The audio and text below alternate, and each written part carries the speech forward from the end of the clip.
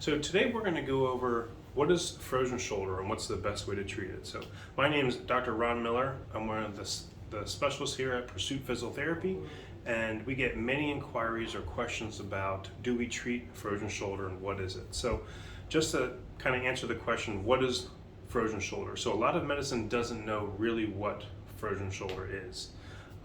Some think it's caused from a virus. Some people just say it's more prevalent in people who are diabetic or women or people who have a history of depression or a lot of anxiety.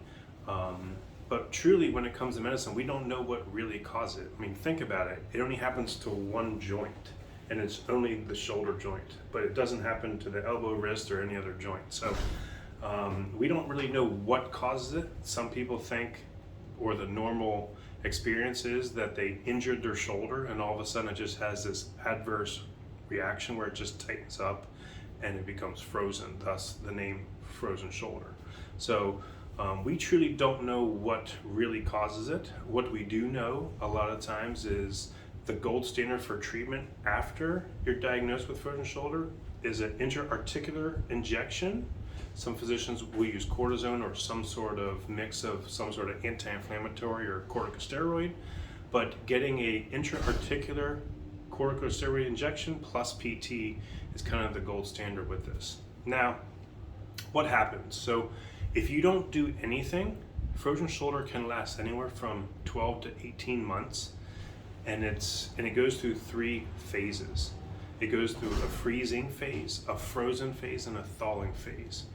And some people just say, okay, just don't do anything, do some mild stretches, and in 2 years you'll get your range of motion back and you'll be better.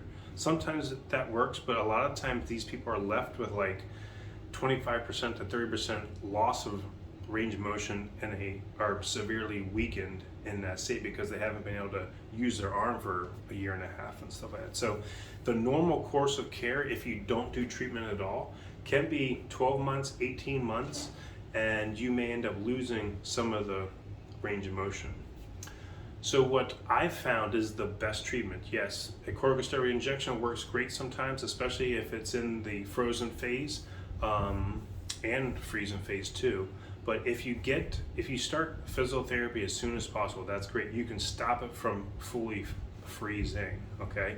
So this is an interesting story. So what we think is going on, this is an interesting thing. So if you do standard PT, maybe it takes 6 months, 8 months, up to a year possibly.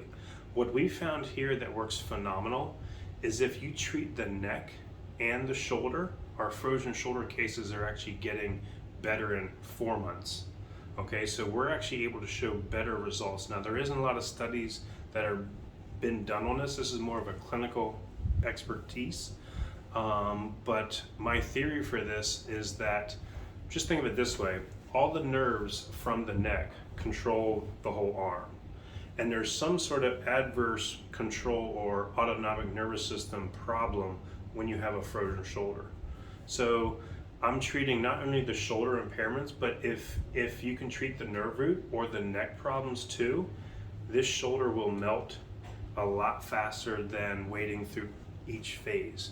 So we've actually been able to kind of unthaw or show better results faster and fewer sessions with our frozen shoulder patients. And the main point is, can you treat the neck and the shoulder together, and it gets you out of that freezing phase more and more. So that's the main thing that we've seen here that works great for frozen shoulder patients, and a lot of our patients get better in 4 months, which is a huge change compared to standard care of 6 to 8 months, and even if you don't do anything, 12 months to 18 months. So if you end up doing treatment, definitely look into asking them to treat the neck also. You'll get much better results. And then eventually, as the shoulder unfreezes, you'll end up getting full range of motion again, and then you can strengthen within that range again to get full strength back and get back to an 80, 90, or 100% recovery after a frozen shoulder. So if you're dealing with frozen shoulder, or if you have questions about that, you can visit the link below and go to our website at pursuittherapy.com. If you're in the Orlando area and you're struggling with a frozen shoulder, treatment and results, you can give us a call at 407-494-8835. I hope you enjoyed this video, and thanks for tuning in.